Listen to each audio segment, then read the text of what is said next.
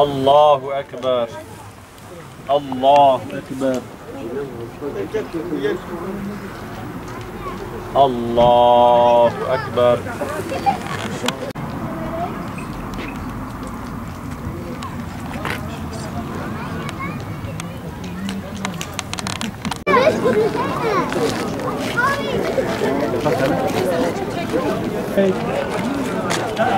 Hayır, kurbanım yaradan.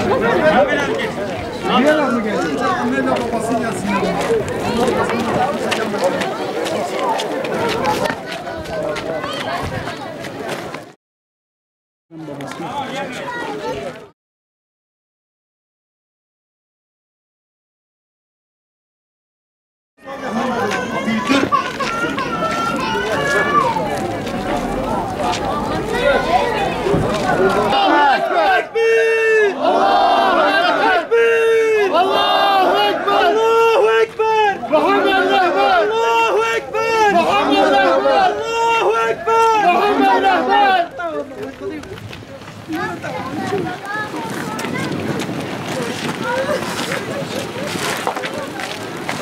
Geçmiş olsun arkadaşlar. Hadi sağ olun. Bu çoktan beri bu cezaevindedir. Ama şimdi çıkmasını bekliyoruz. Allah'a çok şükür. Allah yardımcılarınız olsun. 29 senedir. 29 sene bitiyor. Her geldiğimizde zorluk çektik. Ama buradan ta Ceylanpınar'dan buraya kadar, Urfa'dan buraya kadar kolay mıdır? Kolay değil. Urfa'ya geldi. Urfa'da Bingöl'e geldi. Bingöl'den Urfa'ya, Urfa'dan Adıyaman'a, Adıyaman'dan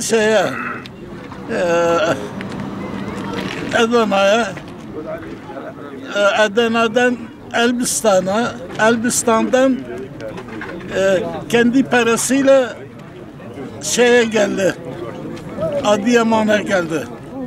Adıyaman'dan da Diyarbakır'a geldi. İşte 30 senedir biz devam bu yolda gidip geliyoruz. Kardan, soğuktan, uzun yollardan bilirsen çok şey olduk biz. Tam 30 senedir.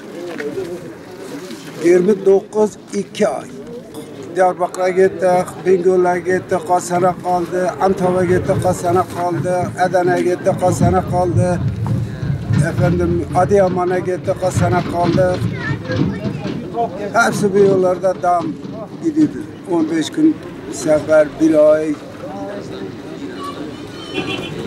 Çok zahmet çektik. Hamdi Ali'nin Seydan'ın talebesiydi. Bu sahada Kur'an okudu. Başka bir şey görmedi. Bu Kur'an için, İslamiyet'i için bunu yakaladılar. O başka bir şey yoktur. İslamiyet'ten başka bir şey ona görmedi. Terbiyeli de